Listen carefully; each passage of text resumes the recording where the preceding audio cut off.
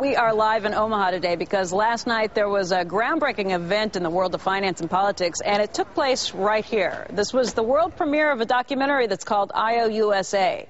This film takes a look at what it thinks are America's 4 key deficits, and it explores into all the risks of these deficits, what it means to the future of this country and its citizens. Now, Warren, you're in the documentary last night, right along with Robert Rubin, with Paul Volcker, and with Alan Greenspan. So let's take a quick look at a brief clip from the film last night. If fiscal policy is lax or savings are exceptionally low, there is nothing monetary policy or any central bank can do about that. We cannot live in the present only. Human beings cannot survive unless they create provision for the future.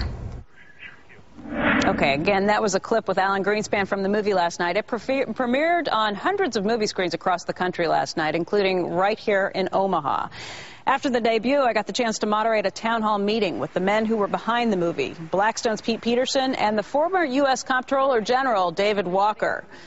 This is a quick look from that. And Warren, we did have a big discussion last night about what the big problems are and exactly where things are going at this moment. In your view, we just heard from Alan Greenspan. He said that you need to be looking at what's happening down the road. What do you think about that? Well, I think in any personal activity, business activity, or certainly governmental activity, you should be thinking plenty about what happens down the road. That's one of the jobs of government, is to think about what is going to be our energy situation if we don't change 20 or 30 years from now. What's going to be the fiscal situation? And so, unfortunately, you have the most important things in society, the policy cycle is longer than the electoral cycle. So it's very tough to elect people every 2 years and ask them to be thinking about something 20 years down the road. Okay, we're going to be talking more about this film in just a little bit. David Walker will be joining us again, Pete Peterson, to talk about some of these issues.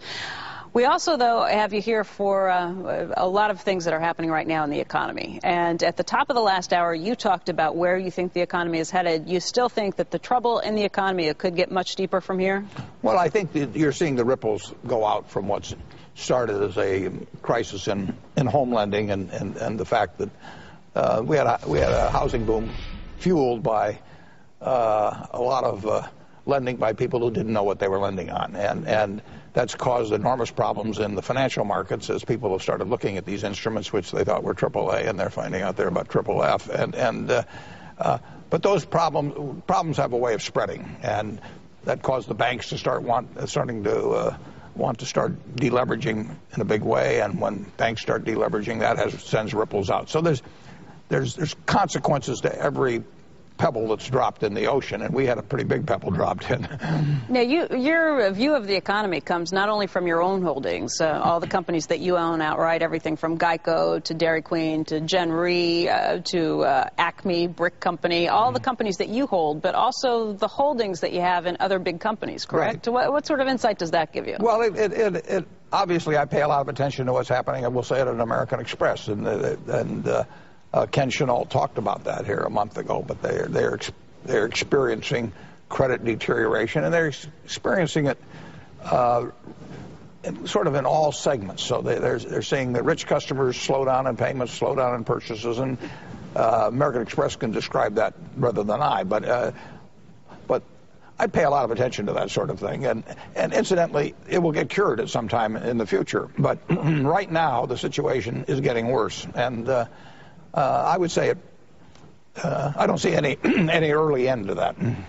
We want to talk to you about... But I do see an end. You do see an end, but no early end. I mean, is that 6 months? Is that 12 months? Is that 18 months? Can you put a time? Yeah, I don't know the answer to that. All I know is that it's not. I don't think it's going to be really soon. I think that my candidate is Obama, so I think President Obama is going to have plenty on his plate in January. Okay, let's talk about your most recent disclosures for some of your holdings. When we saw the last numbers, your shares in Anheuser-Busch, a lot of people were surprised to see that you had gotten out of those shares before a deal went through with InBev. That's right. I sold about 60% of them in the second quarter. Why? Well, I wasn't. It was an evaluation of whether I thought the deal would go through and the desire to sell at least some of the shares. I mean, Anheuser-Busch did not want the deal to go through, and And they hired investment bankers, very expensive. They spent $72 million with two investment banking firms. And believe me, most of that was spent with the idea of trying to keep InBev away. So who knew how it was going to come out? And InBev persevered. They raised their price, and on the remaining shares will do somewhat better, although there's still a time factor. And we've used the money for other things. But in retrospect, I was wrong to decide to partially sell the holdings. But that's not news. I'm often wrong. What price did you sell at? It did not say in the filings. We probably averaged around 61 or 2, something like that. Okay, 61 or 62. You still had a third?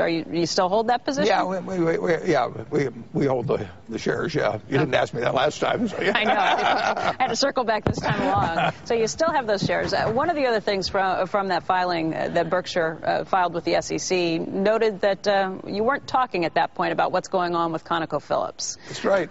Okay, well, we have you here right now. That means a lot of people are out there assuming that you're either buying or selling shares of Conoco. And that's certainly correct. If I was a betting man, would it be right to think that maybe you were selling and taking profits based on where oil prices have gone? Well, if you were a betting man, you'd be betting. So you're not going to necessarily come out of that. Let's talk about the price of oil in general. Sure. Price of oil has gone rapidly higher in the last few days. Once again, about 120, still down from where it was just a month ago. But 120, you think that that's a comfortable price for oil? It's very hard to tell, but what you do know is that the situation in respect to supply and demand of oil has changed dramatically in the last 5 or 6 years from what has existed ever since World War II. I mean, ever since World War II, we've always had a significant amount of producible capacity beyond the demand that existed. Now, maybe for one reason or another wasn't being produced. The Texas Railroad Commission used to, which was kind of a domestic OPEC, used to shut down the wells in Texas because there was so much producing capacity, and they didn't want to knock down the price, which was $3 a barrel then. So we've always had the situation post-World War II where there's been a lot more supply could come on than there was demand. In the last 10 years, the first 5 years, oil demand went up about 4 million barrels a day, and then the next 5 years it went up another 8 million barrels a day. That's 12 million barrels a day. We did not bring on in the world anything like that in terms of productive capacity. So at 86 million barrels a day, which is the present demand roughly, the world has no real buffer stock in terms of that you can't turn the tap on and get 90 or 95. And that means that prices have been and will be quite volatile, and probably they have been certainly at a higher level. It is a different world in terms of supply and demand on oil than existed 5 years ago. What's your thought as to what the nation needs to be doing right now? I know you've spoken with Boone Pickens about his plan. Yeah, well, Boone's on the right track, and then one way or another, you know, we're using 20 million barrels or so a day of oil. We're using a quarter of the oil roughly in the world. We and the world cannot certainly keep increasing our demand for oil. If we required another 10 million or 12 million barrels a day in the next 10 years, I'm not sure where it would come from or at what price it would come from. We just don't have that. The tar sands would actually will increase some, but oil depletes. Production of oil depletes, and so one way or another, we're going to have to learn to use a lot less oil. Now, my guess is we're using less oil right now in the United States because of price factors, but I'm not sure that the world demand is, and maybe it's decreased 1 million barrels a day or something like that, but that isn't going to do it over 10 years. We're going to have to use less oil. Okay, Warren, we're going to be checking in with you again.